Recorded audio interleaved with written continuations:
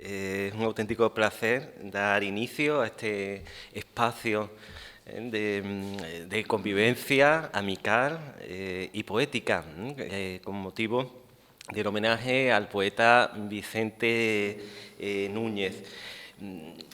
Veo pocos alumnos, nos hubiera gustado más, seguramente ahora se suman, pero para los que vienen, bueno, solamente a modo de obertura o de pórtico introductorio, Vicente Núñez pues nace en Aguilar de la Frontera en 1922, fallece en 2002 y por tanto es un poeta que se ubica desde el punto de vista de la historiografía y canon dentro de la denominada generación de los años 50, por tanto es coetáneo con poetas como Jaime Gil de Viedma, ¿verdad?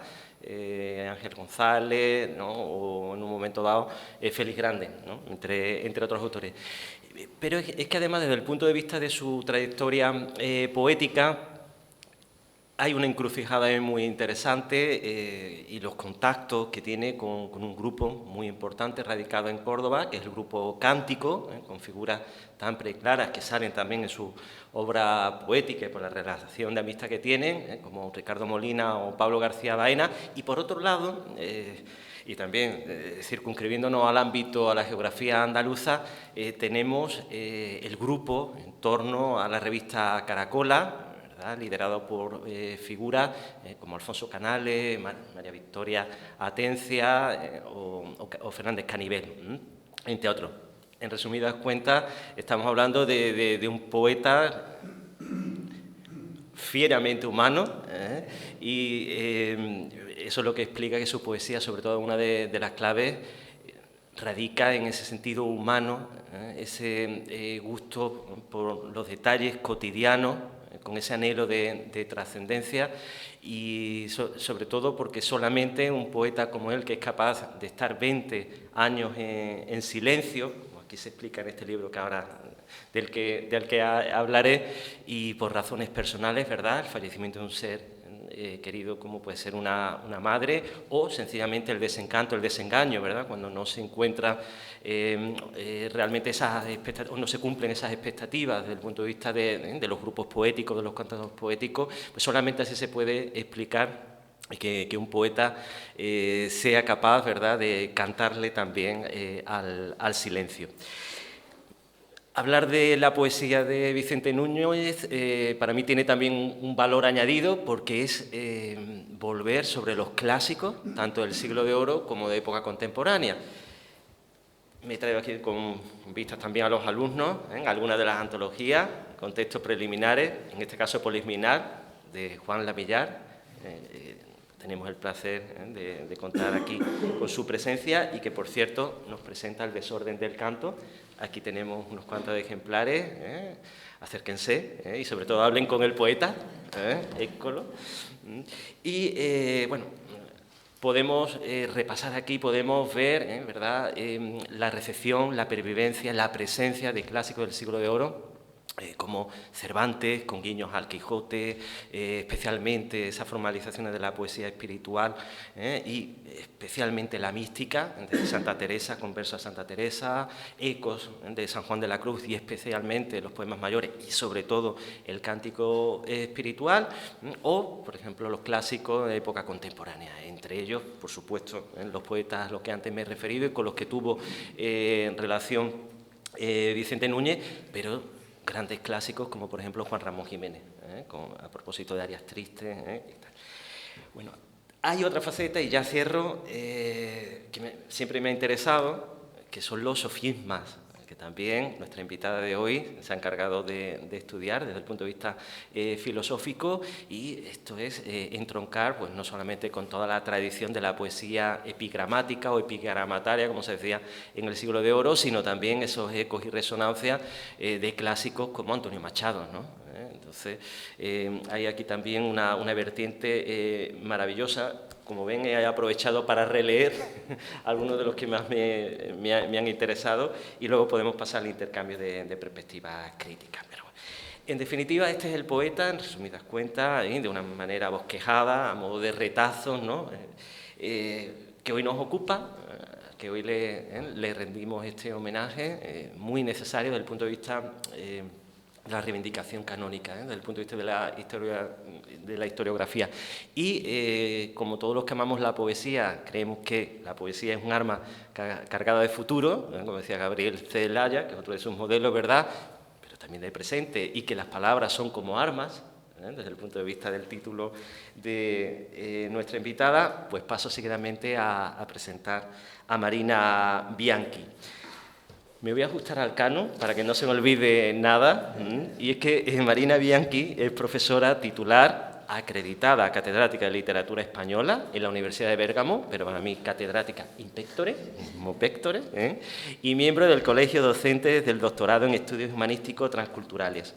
Es doctora en Iberística, obviamente en el área de conocimiento de literatura española por la Universidad de Bolonia, profesora honoraria de la Facultad de Humanidades de la Universidad Autónoma de Santo Domingo, miembro correspondiente de la Real Academia de Córdoba de Ciencias, Bellas Letras y Nobles Artes, así como de la Academia Dominicana de la Lengua. Bueno, y más cosas. So pena de rozar la exhaustión en retórica, ya le da un perfil realmente de nuestra invitada del grado de compromiso, no solamente trabajando con nuestros clásicos en la soledad, ¿verdad?, del cuarto de estudio, sino realmente su compromiso con la sociedad. De hecho, colabora con numerosas revistas literarias de proyección, no solamente nacional, sino, por supuesto, internacional. Es la codirectora de Inscriptum, ¿verdad?, y ha impartido conferencias en ¿verdad?, tanto en universidades europeas como norteamericanas. Su investigación se circunscribe en la poesía española de los siglos XX y XXI, a menudo con frecuencia dedicándose a la intertextualidad y a la revalorización de nombres excluidos del canon. Esto es lo que explica estudios circunscritos a la figura de Vicente Núñez, pero también he leído muchas cosas tuyas sobre Gaete y otros autores. Tiene también otra faceta que es traductora, y además traductora circunscrita al campo de la poesía, ¿no? Divinas palabras, como diría en Valle Inclán.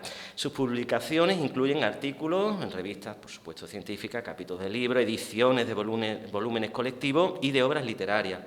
Números sobre la figura de García Lorca en la revista Quaderni Iberoamericani, o también sobre la transtextualidad de la nueva literatura hispánica, ¿no?, el primer volumen 2016 y el segundo 2017. Es autora de numerosas monografías, por ejemplo, Vicente Núñez, Parole come armi, de 2011, De la modernidad a la posmodernidad, vanguardia y neovanguardia en España, 2016, aquí lo tengo, que he aprovechado para releerlo y apuntar algunos detallitos. También es coautora de Literatura Española Contemporánea, ordenado por Danilo Manera, 2020, autora y coeditora de Si yo supiera, antología didáctica activa de poetas de la transición. El matiz es muy significativo, y como pone el foco de atención en determinados detalles y matices, 2021. ¿no? Y por último, es miembro de proyectos internacionales de investigación, que es realmente una de las líneas matrices, ¿verdad?, que siempre te han ocupado. Y el último es un I+D+I, género, cuerpo e identidad en las poetas españolas de la primera mitad del siglo XX, bajo la coordinación de Elena Establer, ¿no?, nuestra compañera de la Universidad de Alicante. Sigue vigente y bueno, y los que quedan. Muy bien, desde el punto de vista de la estructura, le voy a dar la palabra a Marina. Seguidamente habrá una lectura, además desde distintos idiomas circunscritos a la poesía de Vicente Núñez, y luego les invito, por favor, a que cuando cerremos el acto, pues que haya intercambio de perspectivas críticas. Y por supuesto, invito tanto a Juan Lamillar como a todos los compañeros que hoy nos acompañan, pues que se sumen al debate en cualquier momento. Marina, bienvenida y de nuevo una alegría volverte a tener aquí en Sevilla. Muchísimas gracias, Paco, por esta presentación, por estar aquí, por acompañarme en la mesa, a Nacho por la organización, a José, que es un poco el culpable de todo el origen, y a todos ustedes por estar aquí. Ha sido una alegría volver a esta universidad después de tantos años. Y volver a ver a los amigos después de tanto tiempo. Además, es un honor tener aquí al autor de una, aparte de poeta, de las últimas, creo que la última aportación consistente sobre Vicente Núñez, El desorden del canto, que había leído y también comentado por mail rápidamente y citado en otro momento. Bueno, Vicente Núñez realmente es el poeta de mi tesis doctoral, estamos hablando ya de la prehistoria. El caso es que llevo 20 años trabajando sobre él, he escrito un poco de todo, pero por un compromiso surgido en la estación de Santa Justa, hoy voy a hablar de 2 o 3 claves generales de la poesía de Vicente Núñez y luego sobre mi lectura de los himnos a los árboles, que algunos ya conocen, leído desde la alegoría. Yo realmente en 2020 publiqué un artículo en una revista italiana que tiene el defecto de no ser open access, que se titula La revista Inverbis, sobre la fantasmagoría en los himnos a los árboles de Vicente Núñez. Es decir, fantasmagoría aparte de la cuestión de la ilusión óptica de la máquina del siglo XIX, de la linterna mágica, la conocida linterna mágica, luego se empezó a usar en la literatura como procedimiento relacionado con la alegoría, porque realmente, incluso si lo buscamos en el diccionario de la Real Academia, pone ilusión de los sentidos o figuración vana de la inteligencia desprovista de todo fundamento. Con esa acepción, luego pasando obviamente por Benjamin, por Guy Debord, incluso por Baudelaire y por Coleridge, que dan distintas definiciones, llegamos a tenerlo en la literatura como muy relacionado con la alegoría, justamente por dar esa visión, esa serie de imágenes falsa que esconde otra cosa. Y entonces, en ese sentido, cuando hablamos de la alegoría relacionada con la fantasmagoría, me refiero a esa superficie ilusoria creada por Vicente Núñez a lo largo de toda su obra, porque yo llevo 20 años diciendo que toda su obra se basa en el silencio, en la mentira, en la falsedad. Claro, un silencio cuando se cita a sí mismo, cuando un autor dice que escribe sobre el silencio y desde el silencio, es obvio que está dando las claves para ver cuál es la realidad. De hecho, asimismo, la clave para interpretar los himnos a los árboles está en la obra de Vicente Núñez. Lo único es que está desperdigada en los distintos libros de Vicente Núñez y hay que leer muy bien, ir visualizando las claves que hay que atribuir a cada libro para poder leer cada libro. Retomando una definición que es de Fletcher con referencia a la alegoría como recurso retórico, obviamente en literatura, él escribe que la superficie literal sugiere una doble intención peculiar que adquiere mayor riqueza e interés cuando es interpretada. Porque evidentemente cuando un autor elige ponerle capas, velos, que el lector atento y curioso tiene que ir quitando para ver lo que hay debajo, obviamente lo hace para esconder, lo hace para encubrir, con lo cual lo hace para evitar que un número determinado de personas entiendan lo que está escribiendo. Y sin embargo, justamente en ese recurso retórico, sobre ese recurso retórico, Vicente Núñez construye su poética y donde alcanza la mayor profundidad de la construcción del velo de la alegoría o de la fantasmagoría alegórica, como la llamé en el artículo de 2020, creo que es en los himnos a los árboles. Ese sí está en internet, hay un artículo mío aparecido en el boletín de la Real Academia de Córdoba, porque fue el discurso de entrada. Yo ahí doy la clave de dónde surgió la inspiración para los himnos a los árboles. Viene de Góngora, es un soneto de Góngora. En esto no me detengo aquí porque si no termino pasado mañana. El caso es que sobre esa cuestión de la fantasmagoría alegórica relacionada con la alegoría y sobre una especie de momento final donde algún detalle llega a cambiar la interpretación entera del poemario, está basado los himnos a los árboles. Pero antes de llegar hasta ahí, los 4 elementos básicos que definen la trayectoria poética de Vicente Núñez y cómo va construyendo su trayectoria poética, obviamente, que se mantiene igual en la prosa, en los ensayos, no en las reseñas a libros que salieron en Caracola, que ese es otro tema, por eso son reseñas, o a actos culturales. Y sin embargo, cuando escribe prosa poética, porque sus ensayos son prosa poética, mantiene las mismas etapas que yo creo ver en su poética. Y básicamente, libro a libro, funcionan sobre la relación entre los 4 elementos principales de su poesía. Como ha dicho muy bien Paco, la cuestión es que Vicente Núñez pertenece a la generación del 50. Cuando yo hablo de generación del 50, denominación debatida por lo menos, me refiero a los de la poesía del conocimiento.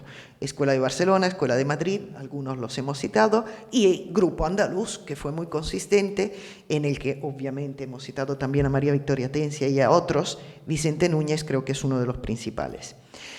Está en la línea de la poesía del conocimiento. Incluso cuando habla de elementos íntimos, yo no uso la palabra intimismo en un sentido negativo. Para mí hay 3 líneas poéticas, la que mira hacia la huida de la realidad, la que mira las emociones como base de partida y la que mira la realidad colectiva y compartida. Las emociones son uno de los muchos medios para reflexiones filosóficas en los 3 grupos de la generación de 50 además.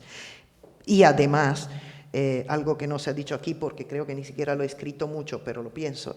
Vicente Núñez, se suele hablar de la poesía del silencio en la generación de la democracia, a partir de, a finales de los años 70, comienzos de los 80. Tiene un precursor que es el que en la historia literaria trae la cuestión de la desconfianza en la palabra, a la literatura, a la poesía española. Se dice que es Gamoneda, y sin embargo Vicente Núñez empezó a hacerlo antes de Gamoneda, aunque no se le puede llamar precursor de la poesía del silencio por una cuestión de fechas. Tiene muchas cosas ahí que luego están presentes y caracterizarán esa cuestión metapoética de desconfianza en la palabra.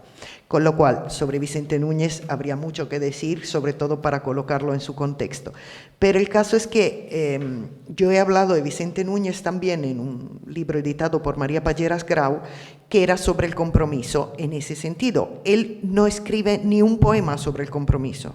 De denuncia no escribe ni medio poema, ni un verso.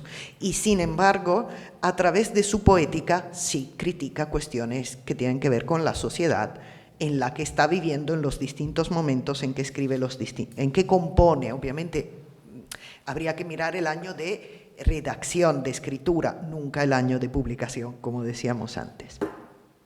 El caso es que la escritura de Vicente Núñez deja entrever una inquietud que es personal, no deja de ser personal, y sin embargo es una inquietud personal expresada a través de emociones personales, surgida de la relación del yo con su entorno social.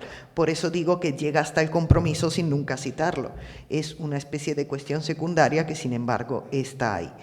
Obviamente, cuando hablo de situación personal, que sobre todo bajo los años de la dictadura tiene que ver con la relación con su alrededor, me refiero sobre todo a la censura social. Él no tiene por qué denunciar la censura del Estado, del franquismo, y sin embargo, cuando en el franquismo el de al lado era el que podía censurar comportamientos, ese era el problema principal de Vicente Núñez, que siguió teniendo en Aguilar de la Frontera cuando ya España no estaba bajo la dictadura franquista. Entonces, en este contexto, la disidencia de Núñez es justamente hablar de forma encubierta, ciñéndose a esa desconfianza en la palabra, a esa mentira, a ese engaño deliberado que construye en sus obras.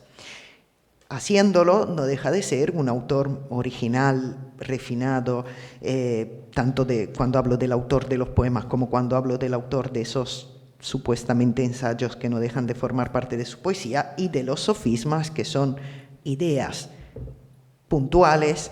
Como decía Pablo García Baena, eso me lo dijo en una entrevista que todavía no he publicado y que algún día espero publicar. El poema, en el caso de Vicente Núñez y de los grandes autores, un poema surge de una herida más larga y el sofisma surge de una herida más corta, pero no deja de ser la misma herida. Con Pablo García Baena yo hablaba de esta cuestión de la disidencia de Vicente Núñez con cierta frecuencia.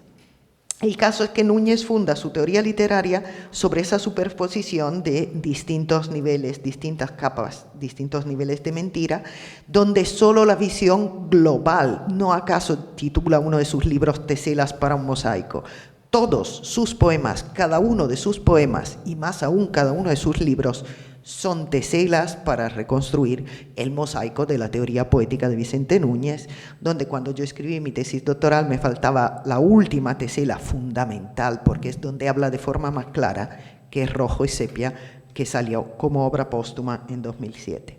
Entonces, su trayectoria creativa, lo he comentado no sé cuántas veces, establece o se crea sobre los vínculos, los nexos, la forma de relacionarse de los 4 elementos principales de su poesía, es decir, vida, muerte, amor y poesía. El primer libro, obviamente, es la elegía a un amigo muerto, donde de los 4 al principio descubre, luego va creando conflictos y solucionando conflictos entre los 4 elementos. En elegía a un amigo muerto, obviamente, como dice el título, descubre la muerte, se acerca a la muerte. En Los días terrestres, lo que está descubriendo es la otra faceta, la faceta del joven cuando conoce la vida, luego conoce el amor. Entonces, en esa etapa de conocimiento se colocan los libros anteriores a los citados 20 años del silencio. Elegía a un amigo muerto, Los días terrestres y Poemas ancestrales. Obviamente en Poemas ancestrales, y Los días terrestres, y luego se retoma la escritura en 1980 con Poemas ancestrales. Perdonen que cierro los ojos, es que mi memoria es visual, con lo cual para poder ver las fechas, los años y las portadas de los libros necesito cerrar los ojos. Entonces, en el 80, cuando aparece Poemas ancestrales, explica las razones del silencio. En el libro se aclara que la vida, que al principio asocia al amor porque le da sentido a la vida, no era compatible con la poesía. Entonces o escribía o amaba. Esa es la justificación ficticia del sujeto poético en los libros, Luego, obviamente, la realidad es otra. Cuando habla el sujeto poético en los poemas, claro, cualquier poeta lo sabe, no está hablando el autor o no necesariamente, siempre hay un grado de ficción, sobre todo en un poeta que construye un personaje literario. El yo, Vicente Núñez, aunque lo llame así, de sus obras, no tiene que ver con el Vicente Núñez poeta y sin embargo es una ficción, es una construcción ficticia literaria. El caso es que el sujeto poético en esa ficción, en ese engaño deliberado de la poesía, nos dice que cuando ama no puede escribir, con lo cual estuvo durante varias décadas sin escribir, que tampoco es verdad porque no publicó, pero sí escribió en esos 20 años. Y luego en el 82, Ocaso en Polei, es el libro en que esa frontera de vida, amor, muerte, poesía, porque si escribe no ama, con lo cual la vida pierde de sentido y se muere el sujeto poético, nunca el poeta, empieza a mezclarse. Esa frontera tan clara que teníamos antes del silencio se pierde y en Ocaso en Polei parece casi coincidir todo con todo. Esa frontera se vuelve borrosa, el amor empieza a identificarse con la palabra, lo que justificaría también la vuelta a la escritura. Lo que pasa es que al mezclarse con la palabra se mezcla también con el lado sombrío, la muerte, lo negativo. Y luego llega el siguiente libro, 5 epístolas a los hipagrenses del 84, donde justamente porque lo positivo se ha mezclado con lo negativo, todo parece acercarse a la destrucción. Sin embargo, luego, en el 85, tenemos la faceta casi opuesta, la reacción casi opuesta de las teselas para un mosaico y aún más en el 89, Sonetos como pueblos, donde hay una superación de ese conflicto, en el sentido de que si lo positivo y lo negativo, amor y vida, palabra y poesía, se han mezclado, en lugar de volverlo todo negativo, en esta etapa, lo que nos dice es, pues entonces, carpe diem, gocemos del momento, y lo soluciona todo con el amor, porque carpe diem, si el amor es lo que da el sentido a la vida, en una herencia que justo antes procede de Cernuda y luego tiene toda una tradición literaria desde los clásicos grecolatinos hasta hoy, la única forma para poder solucionar el problema de lo negativo es entregarse totalmente a lo positivo, que es obviamente el amor. Hasta aquí, bien.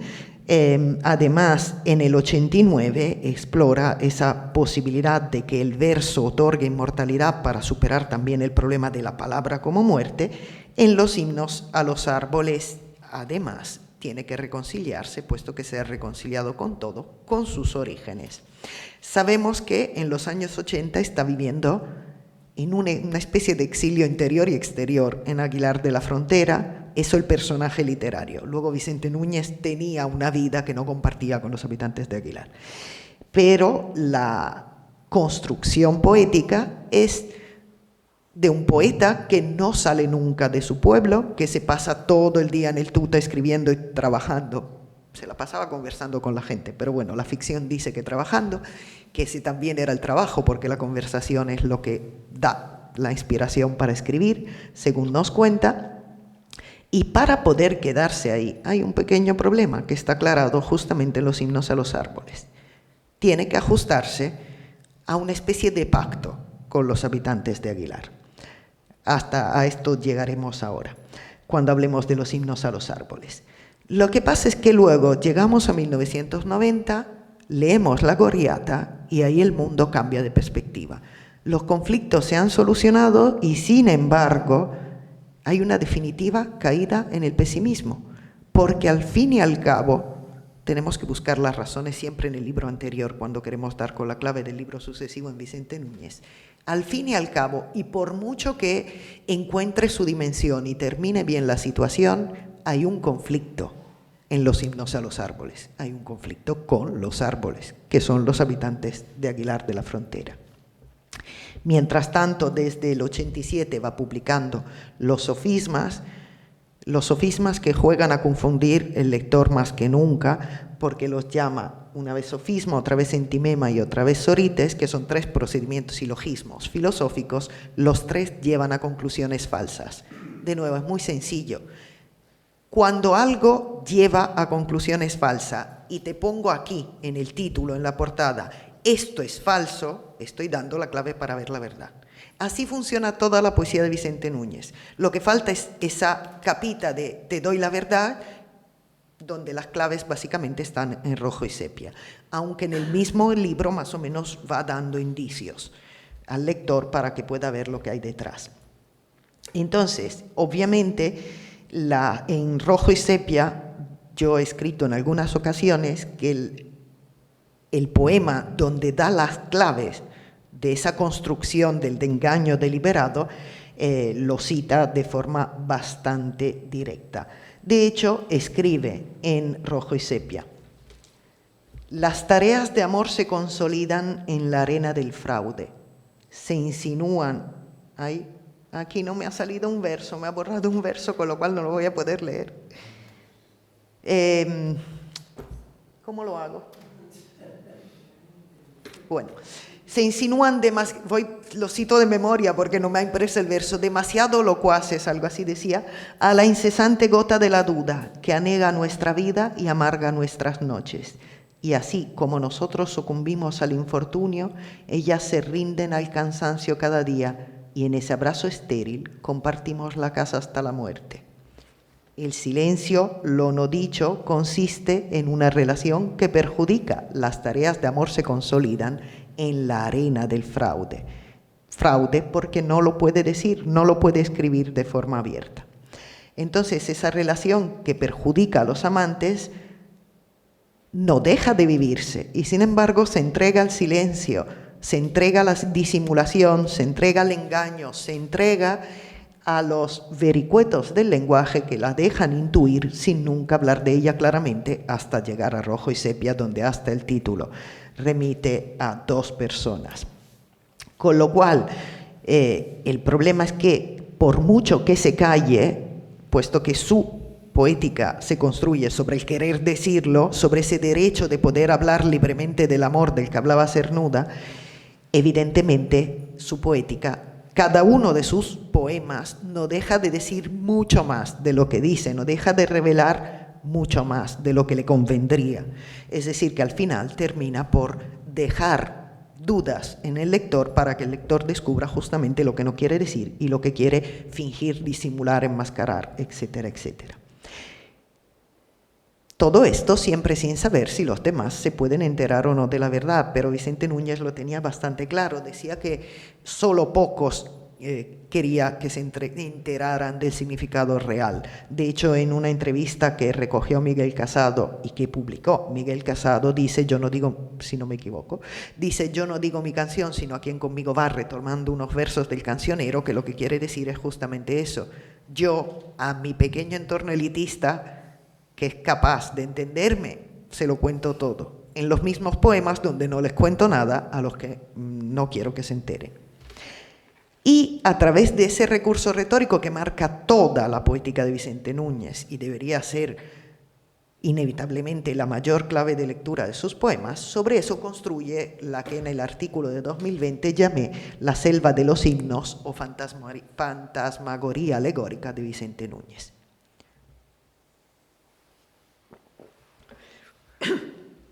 Wow.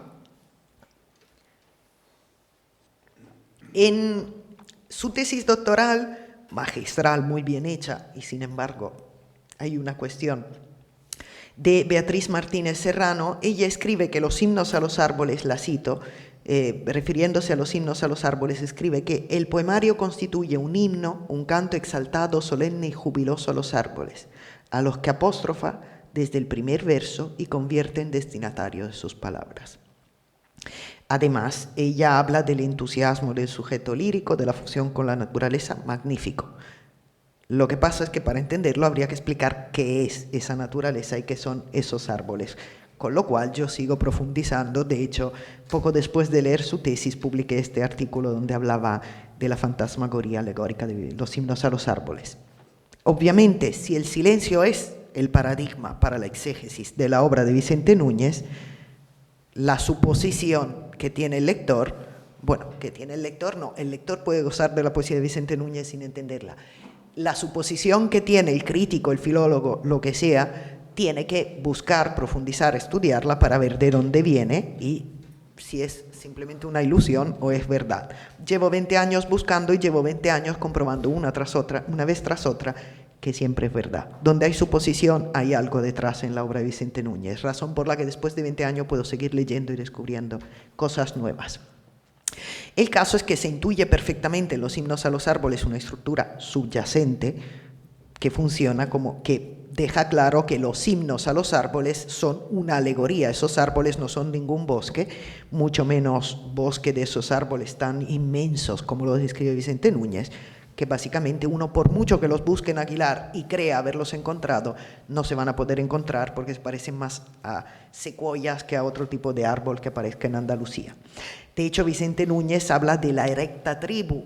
Uno de los adjetivos más definitorios de esa tribu de los árboles es majestuosos, es decir, o impasibles monarcas, es decir, que son enormes frente al sujeto que los describe, que luego veremos qué es. Esto lo dice, por ejemplo, en el himno 3, así los describe. Lo que pasa es que luego, después del himno 3, pasa de describirlos como tan majestuosos a describirlos como espectral manada, masa oscura de tan inquieta y uniforme vigilia, es decir, imponente, majestuosa sí, pero con problemas. Tiene un aspecto negativo, tiene algo y además está vigilando al sujeto poético.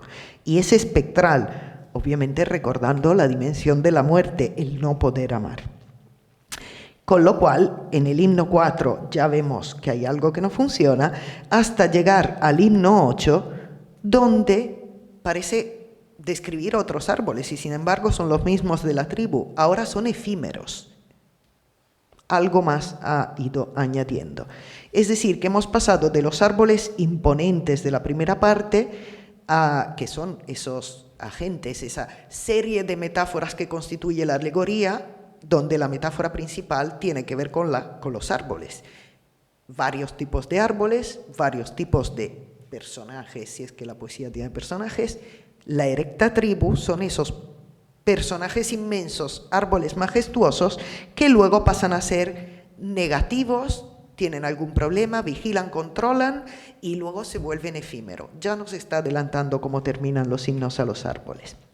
Obviamente, todos los poemas se construyen acerca de esa alegoría, de esa serie de metáforas relacionadas entre ellas, pero parece haber cierta excepción en la alegoría de los árboles. El himno 7 da cuenta de la tala vivida como una tortura, es decir, parece que el yo es un árbol, de hecho el yo es un árbol, lo que cambia es el tipo de árbol. En el himno 9, que distingue entre diferentes especies vegetales, que nos da la clave para entender qué tipo de árbol es el yo y qué tipo de árboles son los demás, y qué tipo de personajes se mueven en la obra, y luego el himno 10, que marca el triunfo final de esas víctimas, que son los árboles pequeños a los que pertenece el yo, que han sido víctimas de los taladores, porque no son los mismos árboles del comienzo los que son víctimas de los taladores, al revés. Y ahora veremos en detalle. Entonces, esa realidad alternativa, como si fuera una especie de viaje, de ilusión, por el que nos lleva casi entre el ensueño y la pesadilla, porque al principio parece un ensueño, luego se vuelve más bien una pesadilla, que se mueve también entre esa dimensión casi divina que atribuye al principio a los árboles para luego volverlos totalmente humanos con todos los defectos de la especie humana, y ahí también entendemos que no son exactamente árboles, a la vez que al final lo que hace es recrear un cosmos anhelado, la utopía. Fletcher, cuando habla de cómo funciona la alegoría relacionada también con la fantasmagoría, dice que al final tiene que haber un deus ex machina para solucionar el problema. La alegoría, desde el punto de vista literario, se mantiene durante todo un libro y al final tiene que intervenir algo que, puesto que la lectura superficial de la alegoría es una ilusión, que nos dé la gran ilusión final, tan ilusoria como para decirnos, cuidado que ahí hay una ilusión. Así se terminan los himnos a los árboles.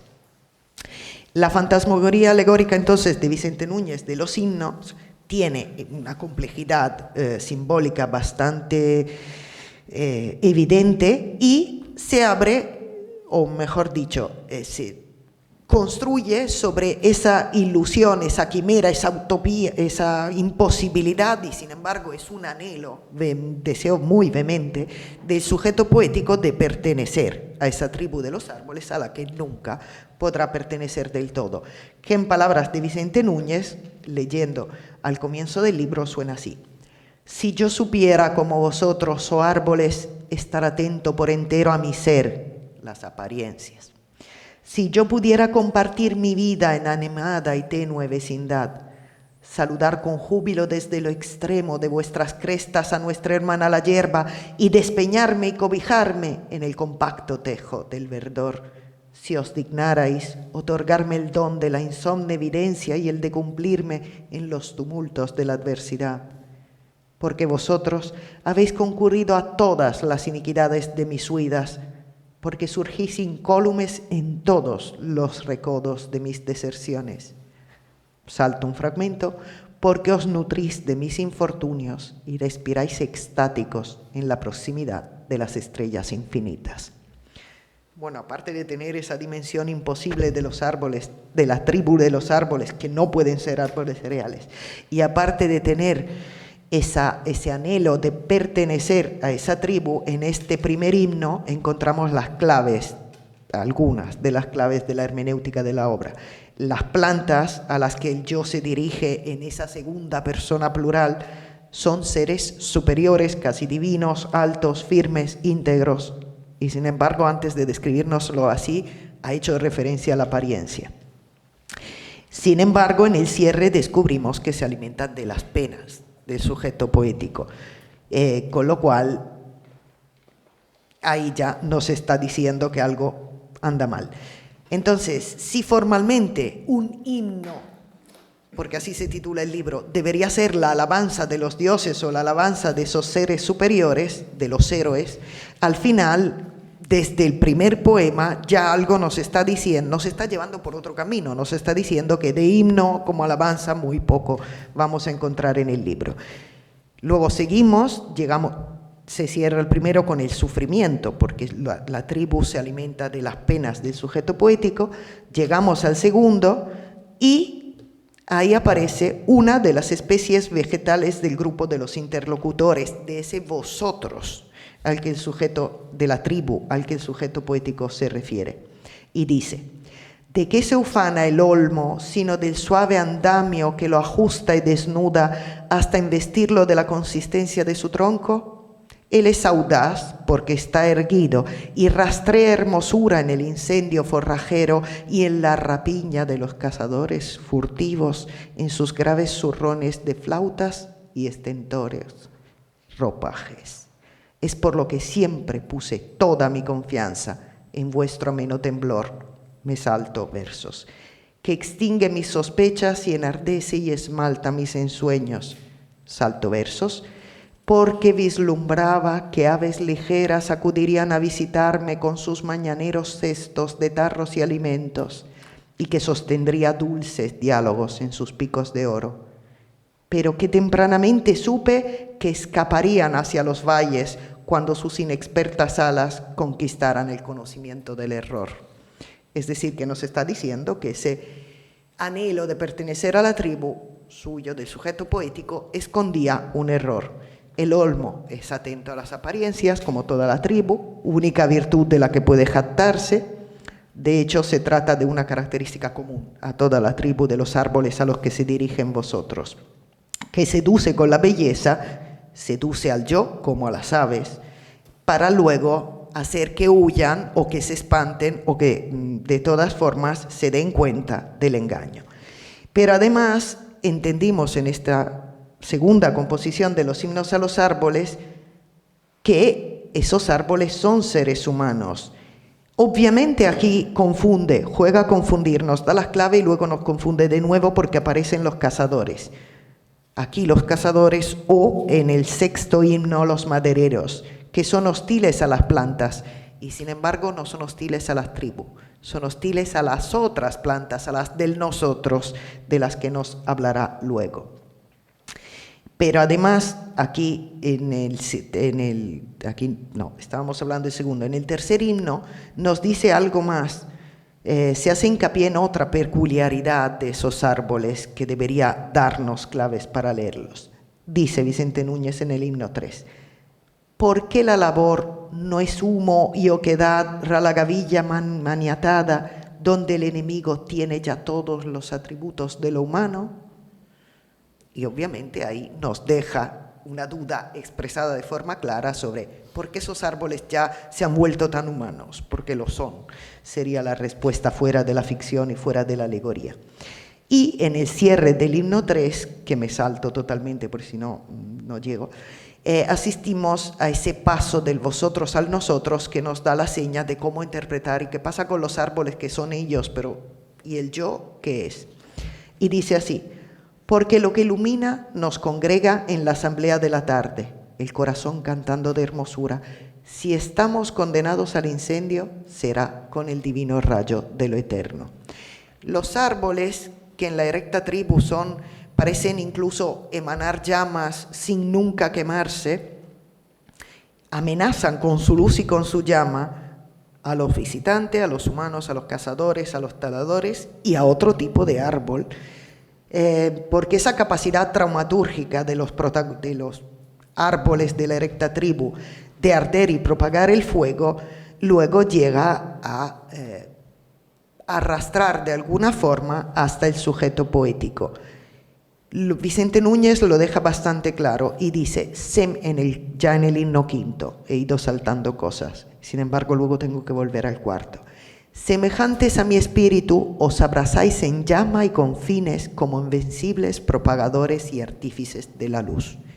La erecta tribu es inmortal, los árboles son inmortales, eso era lo que anhelaba el yo, pertenecer a esa inmortalidad, a esa capacidad de quemarse sin quemarse y de propagar la luz a través de ese fuego que no los quema. Entonces, obviamente está también haciendo referencia a esa actitud engreída de las imponentes plantas y el problema del himno 4 al que tengo que volver necesariamente es que ahí explicita el rechazo de los árboles, de la erecta tribu de los árboles frente a otra especie de árbol que es a la que pertenece el yo que queda abandonado en su dolor en el himno 4 que dice así, también voy saltando fragmentos. ¿No me tuvisteis siempre obediente y festivo en vuestra recta tribu? ¿No decidí poner bajo vuestra robusta tutela mi juventud y mis pertrechos? ¿Quién podrá alzar ahora el aduar de mastiles, madrigales y adagios donde sazón y fábula fluían a la hora del vino y de las bayas? ¿Por qué huís en tropeles frenéticos? ¿Por qué abdicasteis del campamento y las antiguas exequias? ¿Dónde hallaréis más patria que en mis brazos, férreamente sumisos al concierto de vuestra senectud? Yo era vuestro ansiado, el que debía consumarse en el rango de las ocultas evidencias, quien vestiría la túnica de la desnudez y el desponsorio. Y habéis huido, oh padres, como rijosa piara de mastodontes hacia la incertidumbre de las sombras, y me repudiáis en las praderas con la creste zampoña de los atribulados dioses. Esos que hasta ahora me han sido los mágicos dioses vegetales o semidioses vegetales, que no eran más que fetiches fantasmagóricos, ahora son una especie de protagonistas caricaturescos que básicamente actúan conforme a su actitud, de falsos, solo son apariencias. Nunca admiten, nunca acogen a otro que supuestamente debería pertenecer a la tribu de los árboles. El sujeto poético también es un árbol. Aquí los árboles responden a esa idea que representan, controlados por una especie de fuerza exterior que es la soberbia, y no dejan, la soberbia que luego en algunos momentos se vuelve ira, y no dejan que nadie pertenezca a su tribu, ni siquiera un ser que ha salido de su tribu. Vicente Núñez, antes de irse a Aguilar de la Frontera, era un aguilarense y luego decide volver, con lo cual a la vuelta se supone que esa tribu lo vuelva a acoger y no funciona así. Entonces, repudiado, el sujeto poético en el himno quinto reivindica esa filiación que de alguna forma le obliga a quedarse junto con ellos pese a todo. Y sin embargo ya ha descubierto el engaño, esa apariencia de la tribu. Y dice así: y os descubría, oh espléndidos vestidos de mi abolengo, salto fragmentos, y esto hizo crecer al hijo en los pañales de su hierba futura y alzarlo hasta el cogollo de vuestros insondables testimonios. Todos mis descarríos, ¿qué fueron sino ignorancia de vosotros, siempre enredándome en el lentisco y en la ulaga de la zozobra, siempre ante un mismo solecillo escuálido con la bufanda y los ungüentos de la enfermedad? ¿Y cómo ordeno y plancho yo tanto abandono acumulado? Y más adelante: ¿dónde he olvidado mi cuerpo? ¿Dónde están mi ajuar y mis arquetas? ¿A qué ceremonia acudo con tanta desnudez y compostura? Debo disponerme a cantaros con instrumentos de alegría, a estrujar mi ser he venido, a esparcirlo y a dároslo. El sujeto lírico no puede elegir, tiene que quedarse con los árboles y cantarlos. Es su entrega, es su sacrificio. Eso está escrito de antemano en su destino y se amplifica esto en la siguiente composición. En el himno 6 esto se remarca de nuevo y sin embargo la atmósfera, incluso el léxico, parecen describir un enfrentamiento físico, una especie de, tras la falsa acogida, una especie de batalla mítica o mística que forma parte de ese mundo de ilusión fantasmagórico que adelanta señales de la derrota de los árboles de la tribu al final. Lo que pasa es que aquí parece ser a mano de otra cuestión. Leemos fragmentos y luego lo comentamos. Y dice así: oh, qué duro es vuestro esparcimiento y qué destemplada cháchara la de vuestra hospitalidad. Salto. Mis padres murieron hace ya muchos años y vuestro lecho debe ahora alimentar mis insomnios, para que prevalezca la ceniza y os amontonéis como tocones en la leñera de la raquítica hacienda. Tierna es la noche como doncella al borde del brocal, como vuestras adorables sábanas, que se inflama de sangre, adorable sábana era una, que se inflama de sangre y oro entre mis dedales. Os he esperado largamente, pero todos los caminos afluían al territorio de mis enemigos. De muerte herido aúlla el viento en la cañada. Ya está herida la flecha y no tiene diana mi corazón, ya se acerca la hora de la tala. Una vez vi al campesino perderse con un fardo flojo de hierba y sentí miedo de la hermosura, porque también yo había errado entre el hervor de las tinieblas. Había errado en el error, errado siempre usado en Vicente Núñez a lo largo de toda su poética como errar y errar de equivocarse. Había errado en juzgar que esa tribu lo hubiera cogido por segunda vez. Y entonces esa fantasía visionaria donde ya está adelantando la derrota final totalmente visionaria y utópica de los árboles grandes de la tribu, los árboles ya no son indemnes, ya no son inmortales, ya no son semidioses, ya van bajando su estado. Entonces empiezan a quemarse, a talarse y terminan siendo la víctima de la ira de los hombres. Hay un problema. ¿Qué pasa con los hombres cuando entran en los himnos a los árboles y los árboles son los hombres? Es que los árboles son los habitantes de Aguilar. Hay árboles mayores, la tribu de los habitantes de Aguilar. Hay árboles menores, ya han aparecido algunos. Y sin embargo, en rojo y sepia, Vicente Núñez lo dice claro, yo soy un almendro, con lo cual ahí queda claro el tipo de arbolito más finito de otro tipo comparado con la tribu a la que pertenece el sujeto poético y a la que pertenecen los que están del lado del sujeto poético. Pero luego llegan los seres humanos, cazadores, visitantes, taladores. Son los visitantes de Aguilar de la Frontera. Hay una explicación real que pasa de la alegoría al grado más real de la realidad. Los habitantes de Aguilar de la Frontera aceptan a Vicente Núñez en la realidad para usarlo como atracción turística del pueblo. En los himnos a los árboles mayores de la erecta tribu entregan los árboles menores a los taladores, a los visitantes, a los hombres. Está clarísimo. No era tan difícil de ver. Lo que pasa es que para verlo hay que leer muy atentamente los himnos a los árboles. Entonces, esos árboles que ya son hombres y son víctimas también de otros hombres, que se citando solo su profesión, la profesión en la fantasmagoría, con lo cual taladores y cazadores y madereros, esos seres humanos culpables de la tortura en el himno 4 representan además la avaricia. La erecta tribu tenía el problema de la soberbia y el problema de la ira frente a los árboles menores, mientras que los visitantes van con esa avaricia a querer gozar constantemente, sacar provecho constantemente de esos árboles menores. Y vemos cómo funciona ese sacar provecho de los taladores de los árboles menores, porque hay otro detalle que hace falta leer. Porque de ellos es el pertrecho y solo es de ellos la rapiña. En los melodiosos cánticos de los cedros se refugió nuestra doncellez, otro tipo de árbol menor al que pertenece el sujeto poético.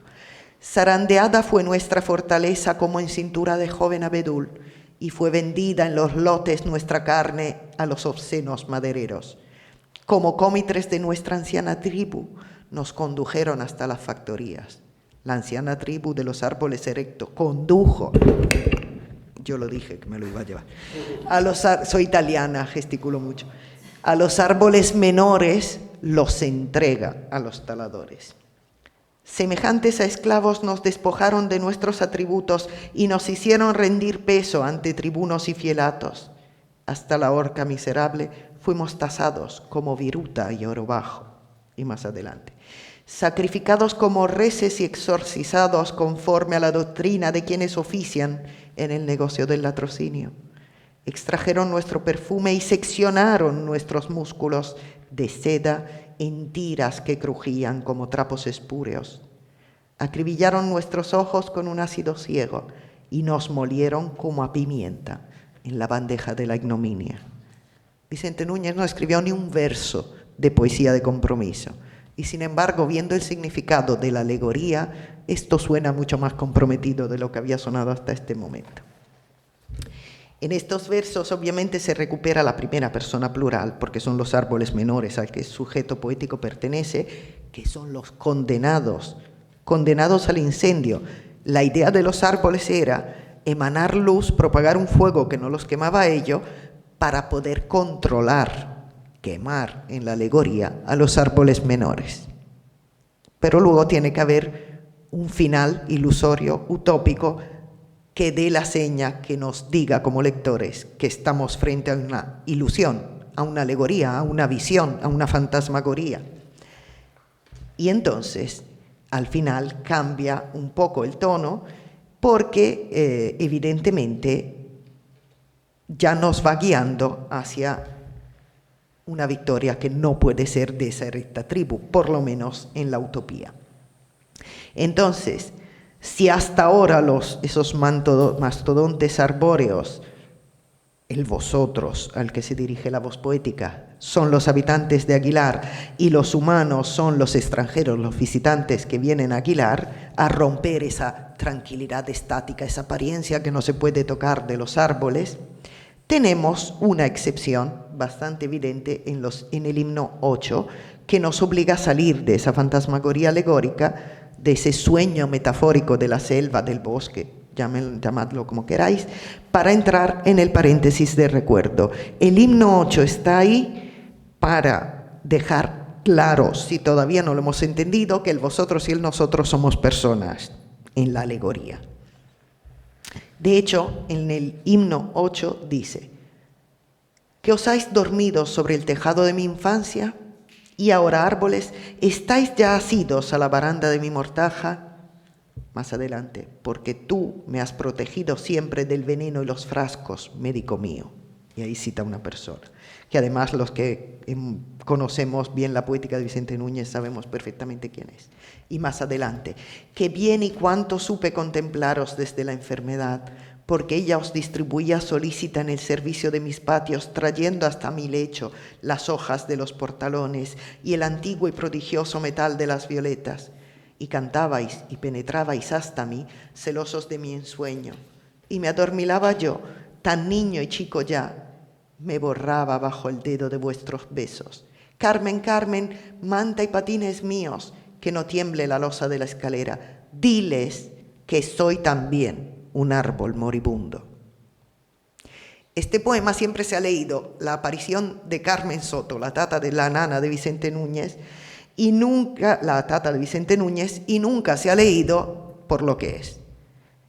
Carmen recibiendo en un momento de la enfermedad del sujeto poético a los árboles, el sujeto poético que, bueno, sabe que debe su ser, su forma, su identidad, su personalidad a sus orígenes, a los habitantes de Aguilar, y sin embargo le dice: no, espera, eso no es lo que quiero, diles que me dejen tranquilo, diles que yo también soy un árbol como ellos. Más claro imposible. Y sin embargo este aspecto de este himno, por alguna razón, nunca se ha profundizado mucho. Aquí yo creo que ya quedaba clarísimo, sin tener que leer en rojo y sepia, yo soy un almendro. Pero bueno, esto es lo que nos conduce directamente al final de los himnos, porque a continuación, obviamente, el himno 9 retoma la fantasmagoría alegórica, propone esa participación de la planta de todas las plantas, mayores y menores, en un banquete donde hace incursión un arisco espino, una serie de otras pequeñas plantas de las que el sujeto poético se declara miembro, y ahí establece esa división en dos tipos de plantas, y donde obviamente los de la erecta tribu siguen engañando al yo con su majestuosa apariencia, razón por la que en este himno el sujeto poético declara que quiere volver a su humilde existencia, quiere a las plantas pequeñitas, pero ya no quiere pertenecer a esa tribu de las plantas grandes. Y en el himno 10 marca el cambio final, marca esa gran utopía que debería decirnos que estamos frente a una visión, a un viaje visionario.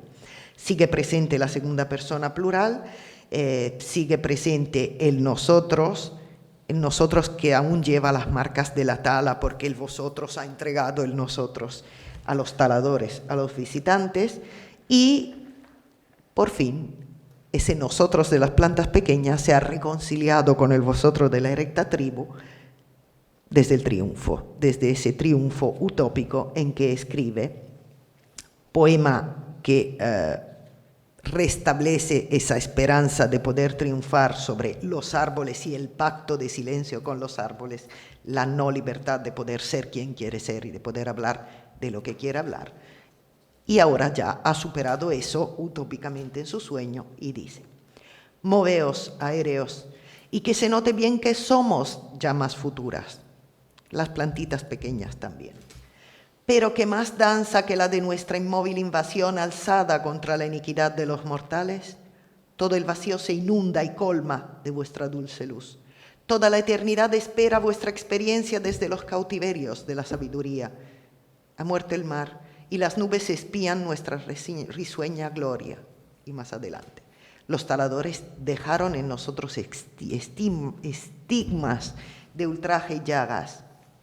Y más adelante: ¿qué expira en el ocaso que hoy? Peor todavía.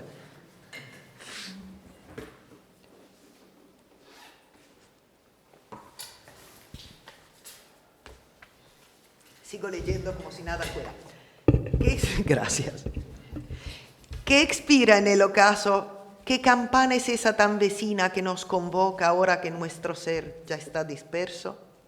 En el tiempo de los prodigios fuimos el nido de la revelación y en nuestra luz pudo aposentarse la luz. Somos luz de la luz, sustento de los tronos. Ya han transcurrido los siglos y han fenecido los hombres. Somos el pedestal del mundo. ¿En qué consiste esa utopía final que no va a conseguir el poeta real, pero sí el sujeto poético escribiendo desde la poesía del silencio? Pues lograr solo en el sueño y en la visión que esa erecta tribu se haya vuelto buena, haya aceptado a los pequeños árboles y a su forma de ser y a su libertad, y todos juntos, después de una batalla que la erecta tribu ha perdido, en una especie de mundo alternativo, una especie de más allá de los árboles alternativos, ya no haya diferencia entre la erecta tribu y los árboles menores, y todos puedan vivir juntos gozando de la misma luz. Eso es tan irreal, tan visiblemente fantasmagórico, ilusorio, utópico, como para darnos la clave de lectura del libro. No lo leas como la realidad. No estoy hablando de árboles, te estoy hablando de otra cosa.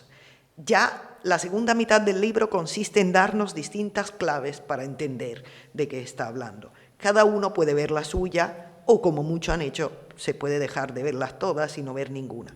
Pero el caso es que esa positiva fantasía final que coloca la felicidad utópica en esa fusión, aquí sí, con el cosmos y con la erecta tribu de los árboles, nos la da simplemente para deconstruirnos cualquier tipo de posible lectura como si fuera realidad lo que ha hecho hasta ahora. Esto lo explican todos los especialistas, desde Fletcher a Benjamin y demás, y a Coleridge mismo, que han hablado de cómo funciona la alegoría. Con lo cual es un recurso retórico, no es una real fusión del yo con el cosmos. Es una utopía que nos da la seña de cómo leer el libro.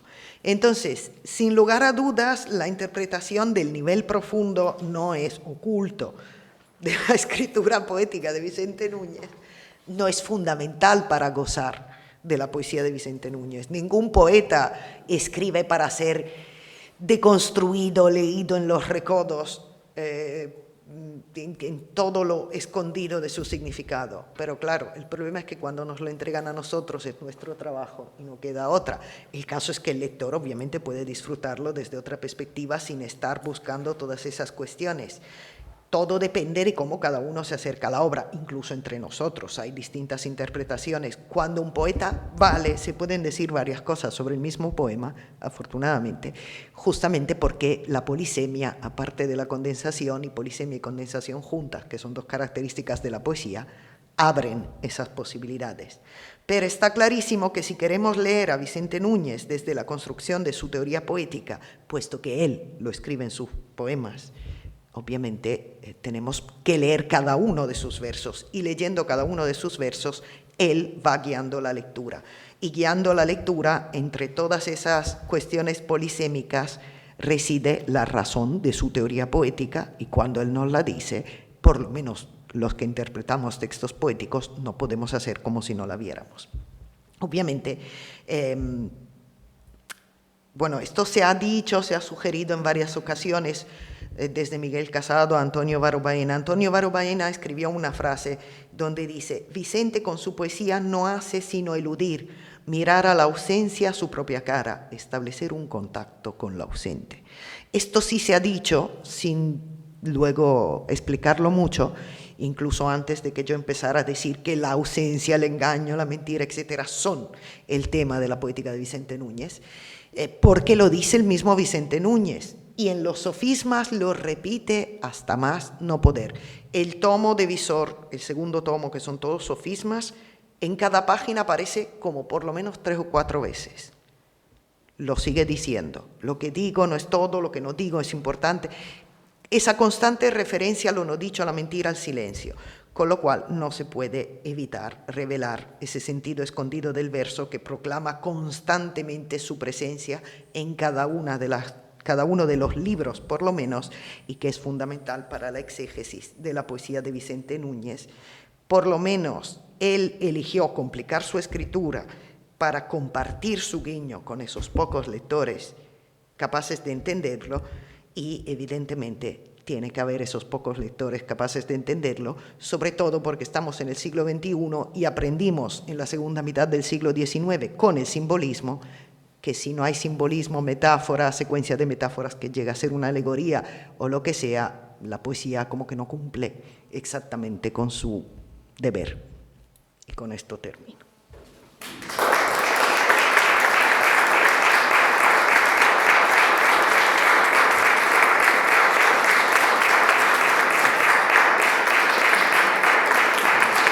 He hecho daños de todo tipo, pero la conferencia la he dado. Si quiere, un poquito, si quiere. Muchas gracias, Marina, por esta sugerente conferencia circunscrita al ciclo hímnico, ¿verdad?, de Vicente Núñez. Y seguidamente pasamos ya a la lectura de los poemas y finalmente intercambiaremos perspectivas críticas. Pues nada, bueno, primero rápidamente agradecer a Nacho y Jarro la invitación para participar en este homenaje y también mi satisfacción por compartirlo con Marina, Francisco, José de María y Mike.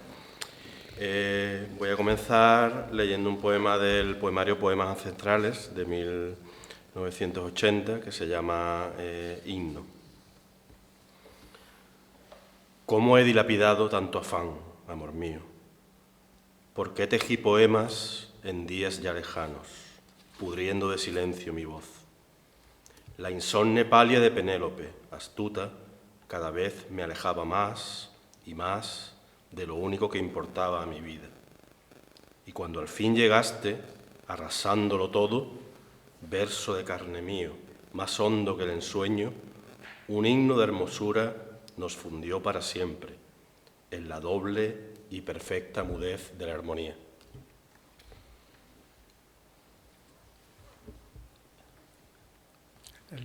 Luego. Ok, entonces in italiano. Inno, come ho dilapidato tanto impegno, amore, perché ho tessuto versi in giorni ormai lontani, sporcando di silenzio la mia voce, la tela insonne di Penelope astuta mi appartava, sempre più dall'idea che realmente importava. Quando infine sei giunto, travolgendo ogni cosa, verso mio di carne più profondo del sogno, un inno di bellezza ci ha uniti eternamente, in duplice perfetta, silenziosa armonia.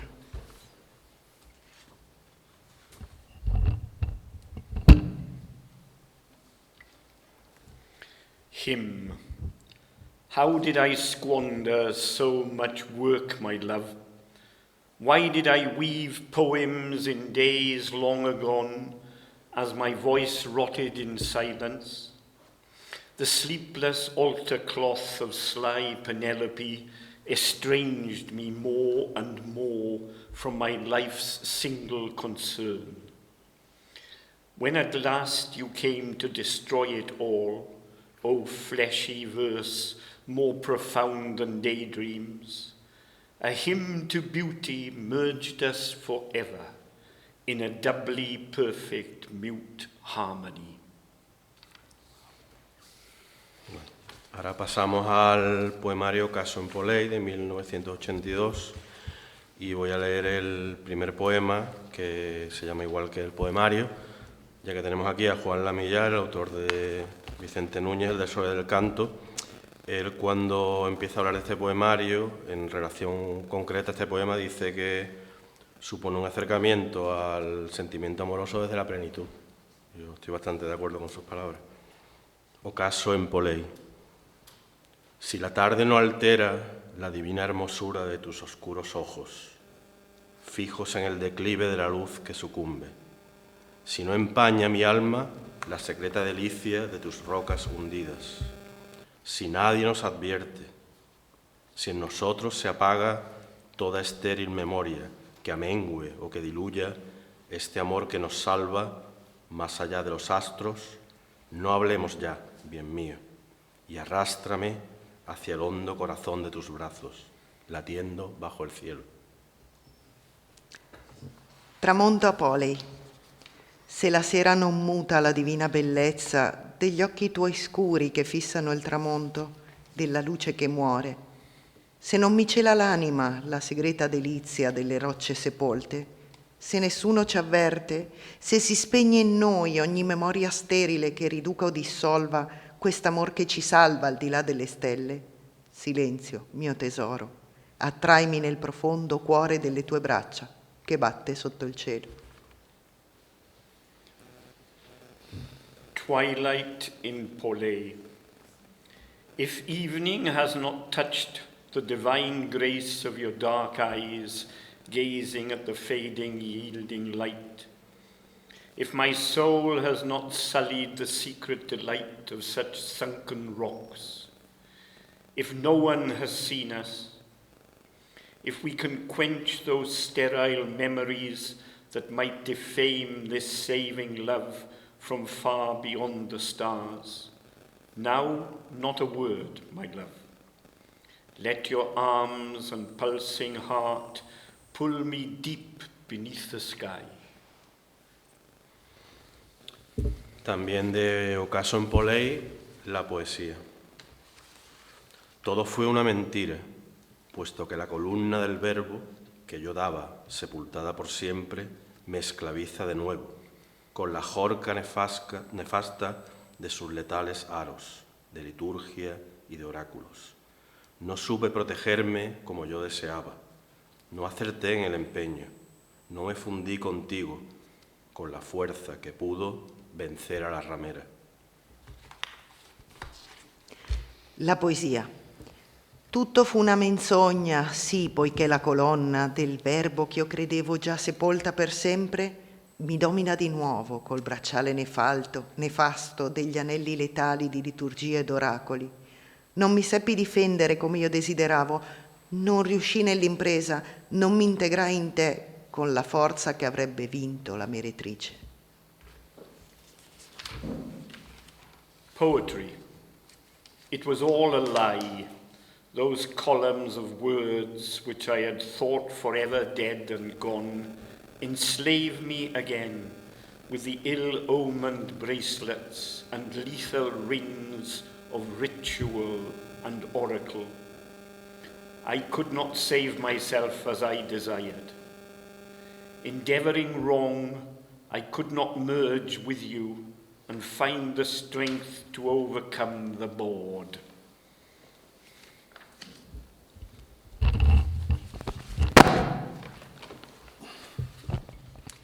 Tesela 21 de Teselas para un mosaico. Salve, Regina. Escúchame. Necesito de nuevo abrazarte esta noche. Mater misericordiae. Detrás del cobertizo del campo de deportes. Vita dulcedo, cállate, no te inmutes y canta, que nos está vigilando el padre Randonea. Yo no voy a cantar, porque se escaparían todos, pero... Salve Regina, ascoltami, ho bisogno di nuovo di abbracciarti stasera. Mater misericordie, dietro la pensilina del campetto sportivo. Vita dulcedo. Zitto, non ti muovere, canta, ci sta tenendo d'occhio il padre Randonea. Salve Regina, Listen, I need to embrace you again tonight. Mater misericordia, behind the shed in the sports field, vita dulce. Hush, keep on singing. Father Erandolea is watching us.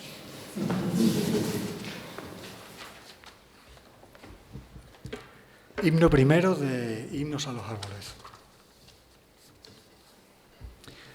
Si yo supiera como vosotros, oh árboles, estar atento por entero a mi ser, si caudalosamente os estrechara en un abrazo tan derramado y hondo como el valle que oteáis majestuosos en las mañanas del abrigado otoño,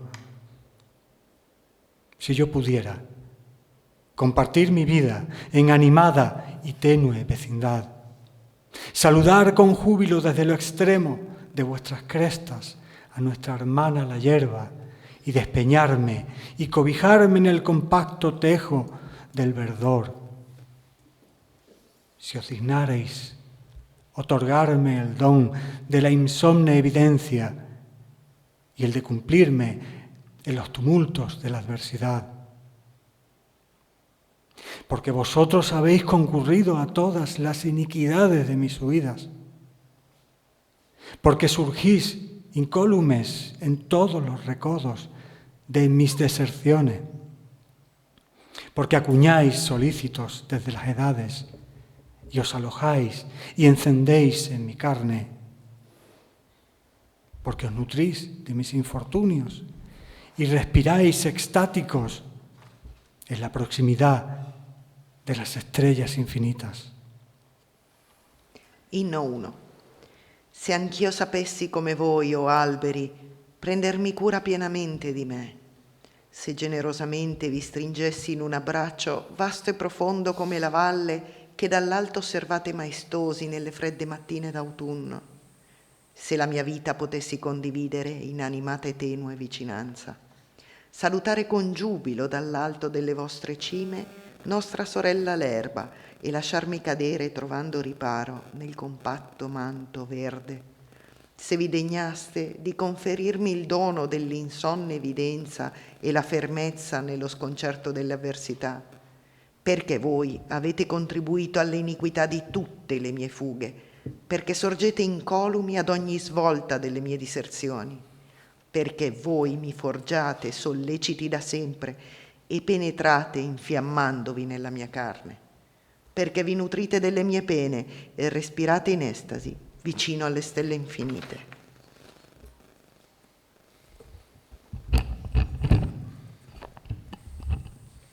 Hymn 1. If I knew like you, O trees, how to be wholly attentive to my being, if I held you in overflowing embrace, as splurging and deep as the valley you gaze at majestically on protected fall mornings. If I could share my life in animated and tenuous neighborliness, could joyfully salute from the heights of your crests our sister the grass, and fall over and take shelter in the compact verdant thatch.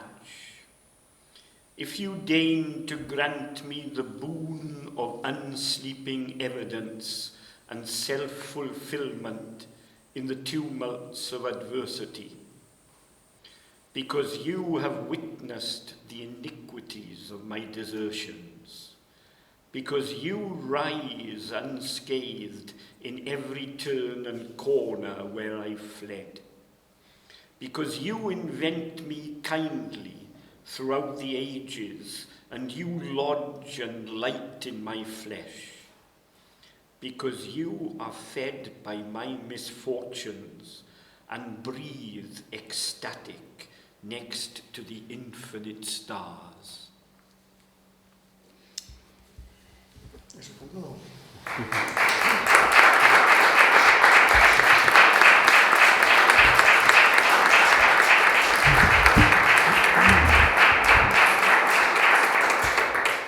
Yo sí quería decir antes de nada que estas versiones al inglés son a cargo de Sue Burke y Christian Law. Pertenecen a este libro que editó hace un tiempo ya la Fundación Vicente Núñez y Diputación de Córdoba, donde se pueden encontrar esas traducciones tan fantásticas, creo yo, al inglés. Las traducciones al italiano son mías y no se encuentran exactamente así en la antología de Vicente Núñez, que traduje al italiano, porque a mí cada vez que me piden que lea, reviso mis traducciones. En eso sí soy un poco como Juan Ramón Jiménez, pero sobre la traducción.